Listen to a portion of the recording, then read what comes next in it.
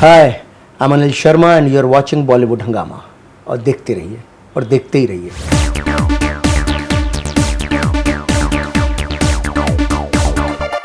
आपके क्या विचार हैं इन फॉलोइंग चीज़ों के बारे में?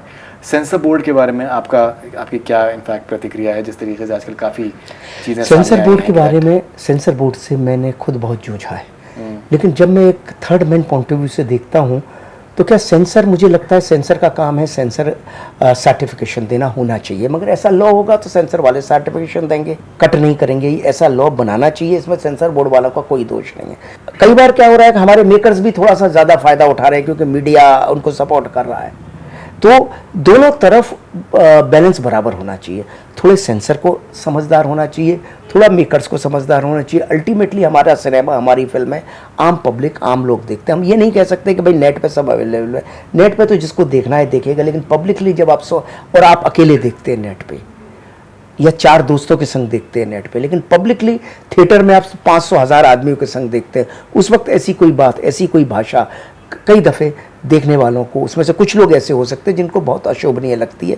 तो वो इसलिए वो थोड़ा सा मेकर्स को भी कंट्रोल करना चाहिए, थोड़ा सेंसर को भी बैलेंस होना चाहिए, मैं तो यही कहूँगा। तो आप जो ये कह रहे हैं कि दैट मीडिया का इनफैक्ट सर्टेन मेकर्स फादर, तो क्या आप कुछ हद तक उड़ता पंजाब का आप कुछ मैं किसी फिल्म का जिक्र नहीं करना चाहता, मैं किसी भी फिल्म का जिक्र नहीं करना चाहता, ना मेरे जुबान पे आप किसी फिल्म को लाने की कोशिश करिए।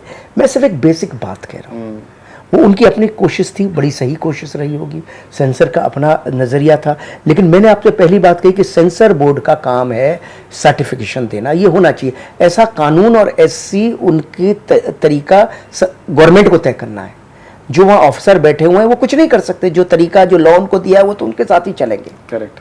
हम लोग कहते हैं कि सेंसर का काम है सर्टिफिकेशन देना, मगर शायद कानूनी तौर पे ऐसा नहीं है। कानूनी तौर पर कैंची चलाना उनका लॉ का हिस्सा है। अगर वो नहीं होता तो वो कैसे चलाते? नहीं, शायद नहीं है, बिकॉज बेसिकली तो उसका जो फुल फॉर्म है कि central board of film certification, so उसमें it is primarily certification, it's हाँ, बट वो कानून तो वही है ना, पुराना वाला, अंग्रेजों वाला। नाम बदलने से कानून तो नहीं बदल गया ना।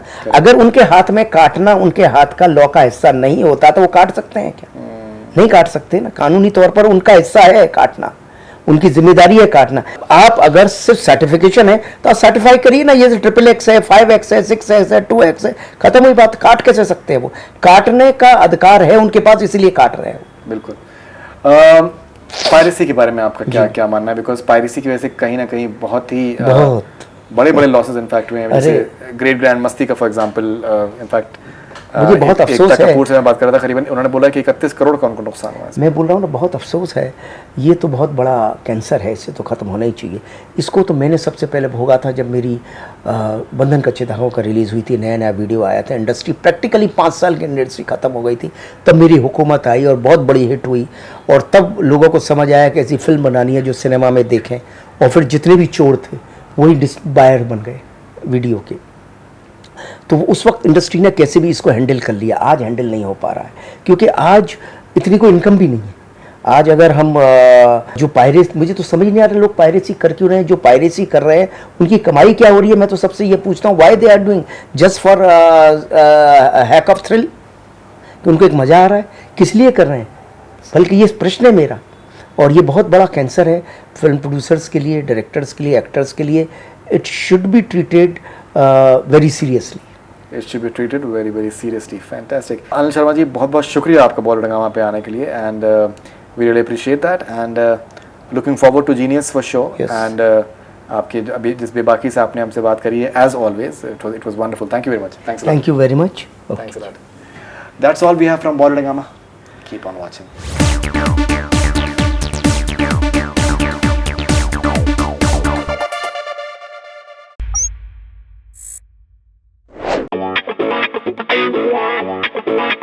Yeah.